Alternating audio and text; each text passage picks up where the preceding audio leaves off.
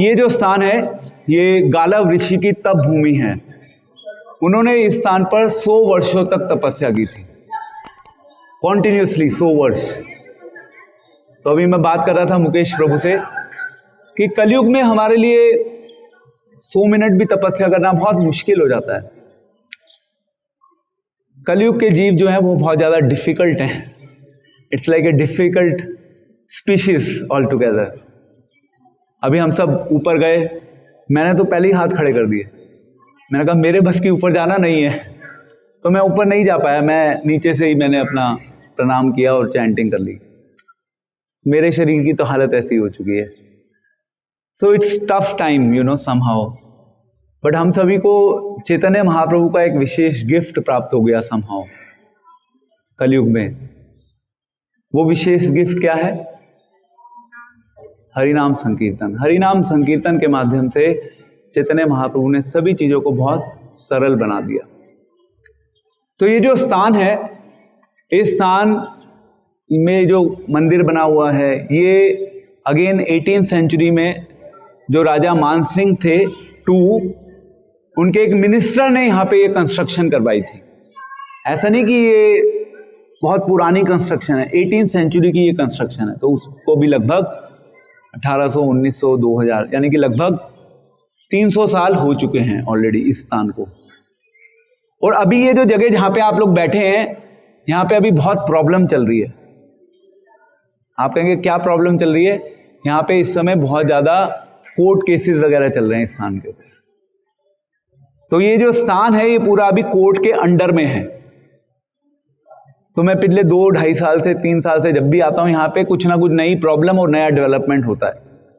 तो अभी मैंने पता किया तो वो कह रहे हैं कि एट प्रेजेंट ये पूरी जो प्रॉपर्टी है ये कोर्ट के अंडर में है और जितनी भी यहाँ पे एक्टिविटीज हो रही हैं वो सभी कोर्ट के सुपरविजन में हो रही हैं। तो एक तरफ धर्म है और दूसरी तरफ उस धर्म के साथ जुड़े हुए बहुत सारे वाद और विवाद हैं जो हमेशा चर्चाओं का विषय बने रहते हैं। और कई बार हम समाज में ऐसे लोगों को देखते हैं, जब वो इस प्रकार के चर्चाओं के विषयों को देखते हैं, सुनते हैं, तो वो बहुत जल्दी घबरा जाते हैं। और जो एक सशक्त दिमाग से और बुद्धि से जो काम करते हैं या जो भक्ति के सही दृष्टिकोण को अपनाकर अपने जीवन में आगे बढ़ते हैं, वो इन सब को देखते हैं, इनसे विचलित नहीं होते। तो ये भी माया के द्वारा एक परीक्षा होती है हमारी, क्योंकि ये जो स्थान है, इस स्थान का हम सभी गौड़ीय वैष्णवों के लिए एक बहुत महत्वपूर्ण रोल है। ठीक है, गालव ऋषि आए, उन्होंने यहां पर तपस्या की। तपस्या करने के पश्चात ये कुंड था, है ना, जहां पे सब माताएं स्नान कर रही थी। वो जो कुंड है, उस कुंड की एक विशेषता है। उस कुंड में जो जल आ रहा है, वो जल बहुत समय से आ रहा है। वो किसी को नहीं पता कि वो जल कहां से आ रहा है, उसका ओरिजिन क्या है। तो गालव ऋषि की तपस्या से प्रसन्न होकर ये कुंड एक तरीके से प्रकट हुआ था। और ऐसे और भी यहां पर कुंड हैं। तो तब भी से यहां पर डिवोटीज दूर दूर से आते हैं, दूर दूर से आकर यहां पर इस कुंड में स्नान करते हैं। अच्छा है, भगवान ने एक सिस्टम बनाया जिसके थ्रू हम सब शुद्ध हो सकें। हम सबको अलग अलग मैकेनिज्म्स चाहिए जिसके थ्रू हम शुद्ध हो सकें। कुछ डिवोटीज ऐसे भी होते हैं जो भगवान के मंदिर में जाते हैं, भगवान के दर्शन करते हैं। भगवान के दर्शन करने से शुद्धता होती है। हरिनाम संकीर्तन एक माध्यम है, श्रवण भी एक माध्यम है जिससे शुद्धता आती है, हृदय शुद्ध होता है ना। ऐसे हम जब गंगा में स्नान करते हैं, यमुना में स्नान करते हैं, तो उससे भी हमारे हृदय में, अगर हम सही ढंग से सही भावना के साथ स्नान करते हैं, तो हमारा हृदय भी शुद्ध हो जाता है। क्यों शुद्ध हो जाता है? क्योंकि धीरे धीरे धीरे उस प्रोसेस के थ्रू, उस प्रक्रिया के थ्रू हमारे जो पाप होते हैं वो नष्ट होना शुरू हो जाते हैं। क्योंकि हम सभी के पापों का जो बैग है वो बहुत भारी है। अभी मैं देख रहा था कुछ डिवोटीज ने अलग अलग बैग उठाए हुए थे, किसी का बड़ा बैग था, किसी का छोटा बैग था। ऐसे ही कलयुग में हम सभी के पापों का बैग अलग अलग है। एंड कुछ डिवोटीज के लिए, कुछ साधारण लोगों के लिए उस पाप के बोझा को उठाना बहुत मुश्किल हो जाता है। तो हम सभी के पापों का बैग जो है वो बहुत अलग अलग उसका वेट है। कुछ लोग तो उस वेट को उठा ही नहीं पा रहे, कुछ लोग उस वेट को उठा पा रहे हैं। बट यस, हरि नाम में शक्ति है कि हमारे पापों को भी वो धीरे धीरे धीरे धीरे समय के साथ ध्वस्त कर सकता है, प्रोवाइडेड हम हरि नाम को एक सही मार्गदर्शन में, एक सही भावना के साथ हम उस हरि नाम संकीर्तन का जप करें, हरि नाम संकीर्तन में भाग लें। आई मीन टू से वी आर चैंटिंग हरे कृष्ण महामंत्र। जयपुर की गलियों में, जयपुर की रोडों पर हम हरे कृष्ण महामंत्र कर रहे हैं। इस चीज का कन्विक्शन होना कि केवल हरिनाम संकीर्तन से ही आप इसी लाइफ में परफेक्ट हो जाओगे। कन्विक्शन ये अपने आप में जीवन की एक बहुत बड़ी उपलब्धि है। कन्विक्शन का मतलब अलग होता है, विश्वास एक अलग चीज होती है। विश्वास से कन्विक्शन की जर्नी में पूरा जीवन निकल जाता है। तो इस प्रकार से ये हरिनाम की शक्ति है जो कि हमें चैतन्य महाप्रभु की कृपा से मिली।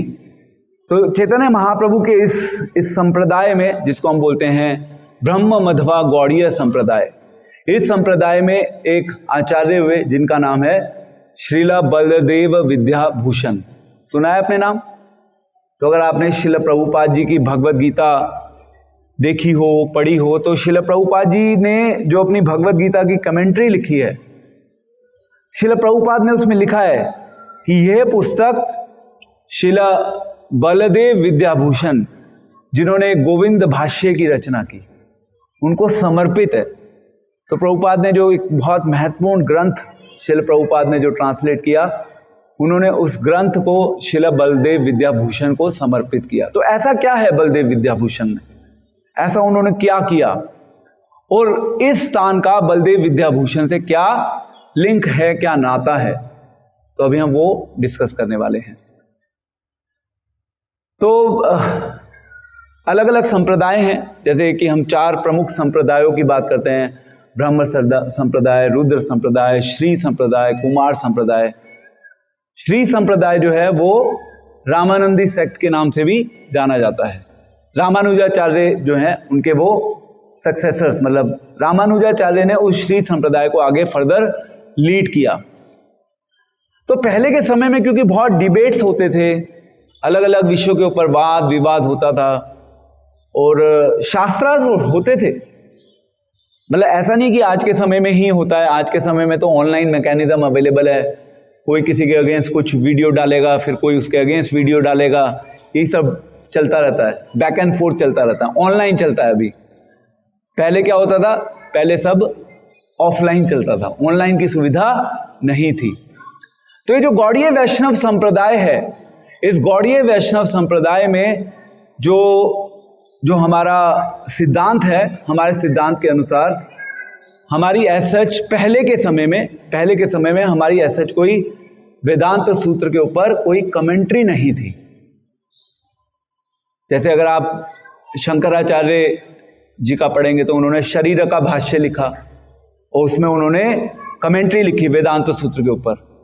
बट रामानुजाचार्य संप्रदाय से जो रामानंदी सेक्ट के फॉलोअर्स थे, उन्होंने बोला कि ये जो आप गौड़ीय वैष्णव संप्रदाय का पालन कर रहे हैं, गौड़ीय वैष्णव संप्रदाय का प्रचार कर रहे हैं, इनकी तो कोई अपनी कमेंट्री नहीं है।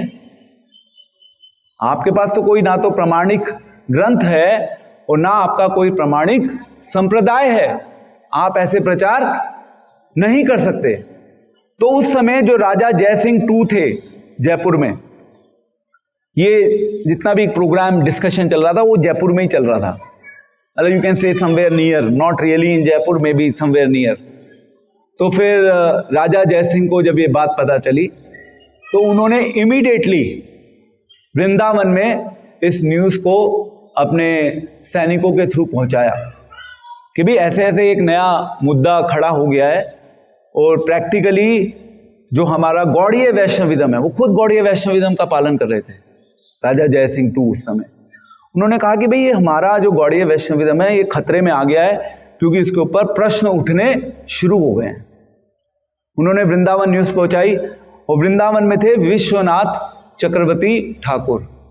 सुबह हमने गुरुवाष्टकम गाया था मॉर्निंग में 5 साढ़े 5 बजे, तो वो गुरुवाष्टकम है, संसार दावा नल नीढ़लो का, वो विश्वनाथ चक्रवर्ती ठाकुर के द्वारा लिखित है। और विश्वनाथ चक्रवर्ती ठाकुर जो थे वो उस समय बहुत ज्यादा बूढ़े हो चुके थे, वो प्रैक्टिकली वृंदावन से बाहर नहीं जा सकते थे। अब क्योंकि इस विषय बहुत ज्यादा गंभीर था, किसी को पर्सनली यहां पर आकर गौड़ीय वैष्णविज्म की प्रामाणिकता को सिद्ध करना था, स्थापित करना था, जो एक बहुत मुश्किल कार्य था। और उस समय गौड़ीय वैष्णविज्म में जो एक प्रामाणिक एक संत थे, प्रामाणिक संत प्लस एज वेल एज जिनको प्रैक्टिकली वृंदावन में सभी जानते थे। मैं ये बात कर रहा हूं मे बी 17th सेंचुरी में, somewhere in the 17th century and maybe in the beginning of 18th century. उस समय 18th सेंचुरी के आसपास होगी बात, exactly I don't know, 18th century के आसपास होनी चाहिए बात। तो उस समय फिर उन्होंने कहा कि भाई क्या किया जाए, ऐसे में सॉल्यूशन क्या है, ऐसी परिस्थिति में व्हाट इज द सॉल्यूशन, वो खुद तो जा नहीं सकते। तो फिर उन्होंने बलदेव विद्याभूषण को चुना था, और उन्होंने बलदेव विद्याभूषण से कहा कि आप जाओ जयपुर और आप जाकर गौड़ीय वैष्णविज्म की प्रामाणिकता को स्थापित करो। ये अपने आप में मुश्किल कार्य था, बट बलदेव विद्याभूषण जो थे वो ऑलरेडी विश्वनाथ चक्रवर्ती ठाकुर के अंडर में उनकी ट्रेनिंग हो चुकी थी। तो it was a time for him to establish the Gaudiya Vaishnava siddhanta. तो एक बहुत बड़ी सर्विस मिली थी उन्हें अपने गुरु से, एंड ये आसान काम नहीं होता था, क्योंकि उस समय फिर आपको शास्त्रों में बिल्कुल पारंगत होना बहुत आवश्यक होता था, अदरवाइज कोई भी आपको हरा देगा। आज के समय में क्या है, मैं आप लोगों के सामने बैठा हुआ हूं, मैं कुछ भी उठपुटांग बोल दूंगा तो आप लोगों को कोई फर्क ही नहीं पड़ेगा, है ना। मतलब इट्स लाइक कहते हैं ना, अंधों में काना राजा, वही वाली परिस्थिति है। मैं कुछ भी बोल के चला जाऊंगा, आप कहोगे ठीक है प्रभु जी ने बोला ठीक ही होगा। तो ऐसा we don't know anything, but उस समय ऐसा नहीं होता था, उस समय सब एक्सपर्ट होते थे। तो बलदेव विद्याभूषण को यह कार्यभार, ये सेवा मिली अपने गुरु विश्वनाथ चक्रवर्ती ठाकुर से, और फिर उन्होंने उस सेवा को स्वीकार किया और फिर वो जयपुर आए। अब स्थिति बहुत गंभीर थी, मतलब वेदांत सूत्र के ऊपर कमेंट्री लिखना एक मुश्किल कार्य था, क्योंकि गौड़ीय वैष्णव जो हैं, हम गौड़ीय वैष्णवों ने ऑलरेडी ये स्वीकार किया हुआ था, जो श्रीमद् भागवतम है, हमारी श्रीमद् भागवतम क्या है, ये एक नेचुरल कमेंट्री है वेदांत सूत्र के ऊपर, इसलिए हमें अलग से कोई कमेंट्री की आवश्यकता नहीं है। बट परिस्थिति ऐसी आ गई कि अब कुछ ना कुछ तो लिखना पड़ेगा। तो फिर जो बलदेव विद्याभूषण थे वो मन ही मन बहुत ज्यादा दुखी थे, क्योंकि उनको कोई सॉल्यूशन नहीं मिल रहा था। तो फिर वो गए गोविंद देव जी के पास, और उन्होंने गोविंद देव जी के पास अपनी इस दुखद स्थिति का वर्णन किया। उन्होंने कहा कि भाई मुझे समझ नहीं आ रहा, इतनी जल्दी इतने कम समय में मैं कैसे लिख के दूंगा। उन्होंने ऑलरेडी राजा के दरबार में भरी सभा में सब लोगों के बीच में डिक्लेयर कर दिया था कि यस, मैं जल्दी ही आप लोगों के सामने एक गौड़ीय वैष्णविज्म के ऊपर कमेंट्री लिखकर दूंगा, लेकर आऊंगा। ये ऑलरेडी वो कमिट कर चुके थे, बट उन्हें समझ नहीं आ रहा था। तो वो गोविंद देव जी के पास गए मंदिर में, उन्होंने प्रार्थना करी, उन्होंने बताया कि भाई ऐसे ऐसे परिस्थिति है, क्या करूं मैं, गोविंद देव जी बताइए। तो फिर रात को गोविंद देव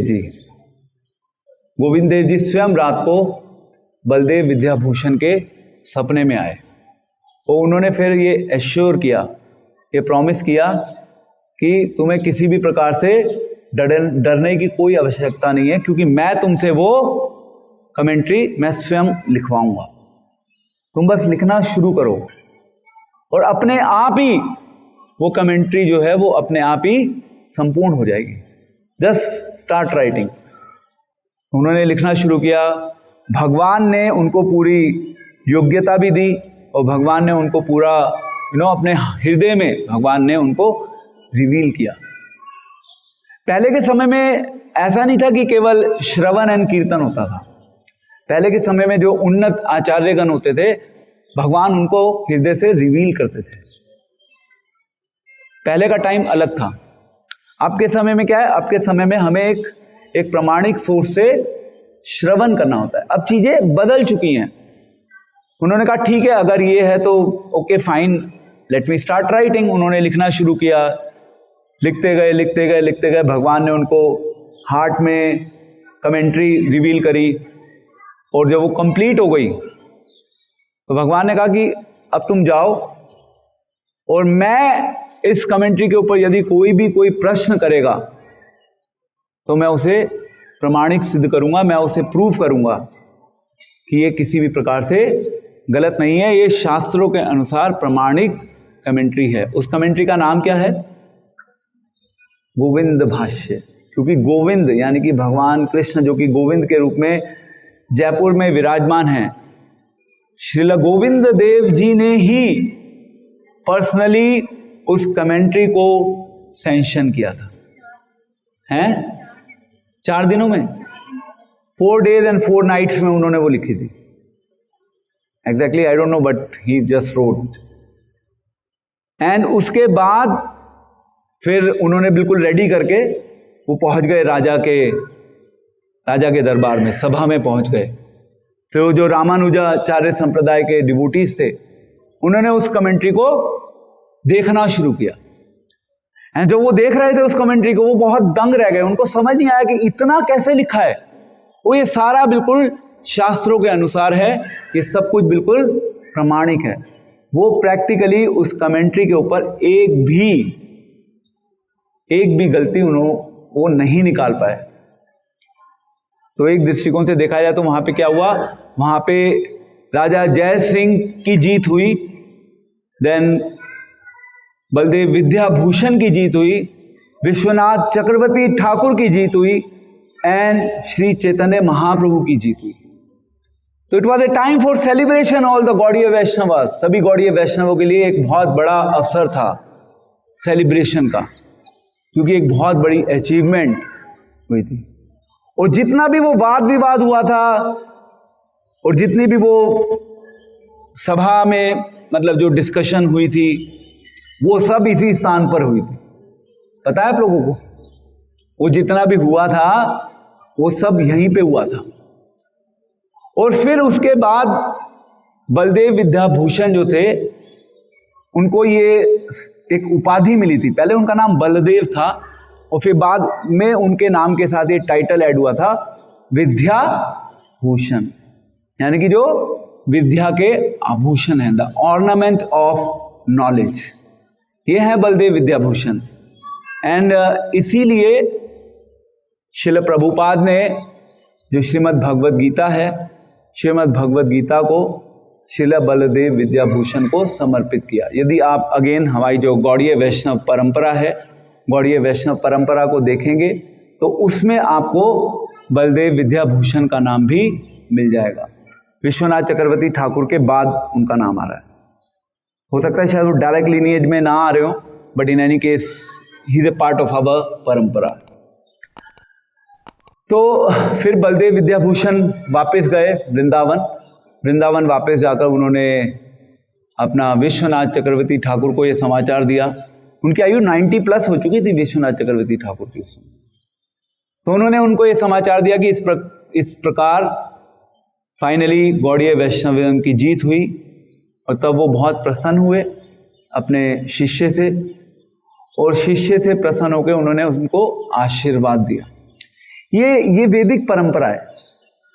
तो कई बार ऐसा होता है कि जो एक योग्य शिष्य होता है, योग्य शिष्य को गुरु जो होते हैं वो एक मुश्किल सेवा देते हैं, और फिर उस शिष्य का ये कर्तव्य बनता है कि वो जो सेवा उसको अपने गुरु से मिली है, उस सेवा को वो अपने जीवन का एक कहते हैं लाइफ एंड सोल बना ले, वो पूरा जीवन उस सेवा के ऊपर पूर्ण रूप से समर्पित होकर उस सेवा को करने में लगा दे।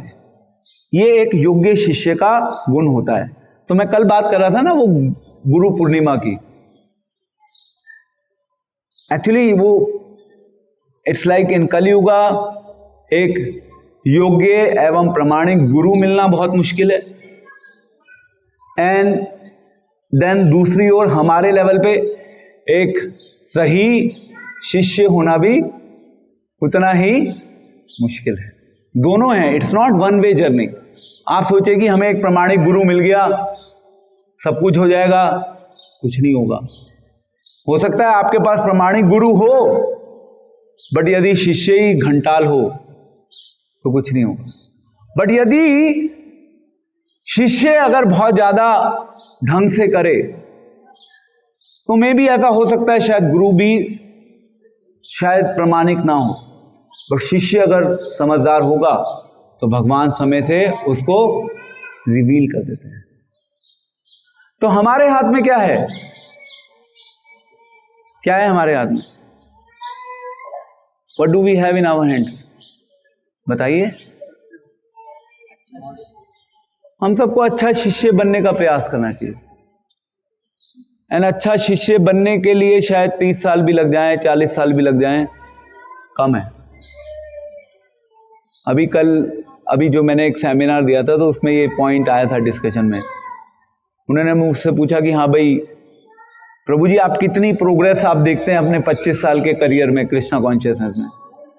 मैंने बोला कि हाँ शायद 500% हो गई होगी 25 साल में, बट 5000% अभी बाकी है। तो this should be the vision of a devotee. एक भक्त का ये विजन होना चाहिए। कृष्णा कॉन्शियसनेस कोई एक्चुअली सही बताऊं तो ये मजाक का काम नहीं है। मैं देखता हूं कई बार डिवोटीज के समाज में लोग आपस में मजाक करते रहते हैं। आई मीन थोड़ा बहुत मजाक ठीक होता है, बट सब जगह मजाक का विषय नहीं होता। थोड़ा सा it's a sincere subject matter, थोड़ा सीरियस होना पड़ेगा, थोड़ा सा गंभीरता से लेना होगा कृष्णा कॉन्शियसनेस को। जब हम कृष्ण भावनामृत को गंभीरता से लेंगे तभी हम योग्य शिष्य बनने के काबिल होंगे। नहीं तो समय के साथ सब ऐसे ही हो जाता है। वो आपको देखना चाहिए कहाँ पे मजाक कर रहे हो, किसके साथ मजाक कर रहे हो, सब चलता रहता है। इट्स नॉट गुड, ये ठीक नहीं है। थोड़ा सा हमें इसके ऊपर अपना काम करने की आवश्यकता है, जिससे कि हम इसी जीवन में योग्य शिष्य बनने के लायक हो जाएं।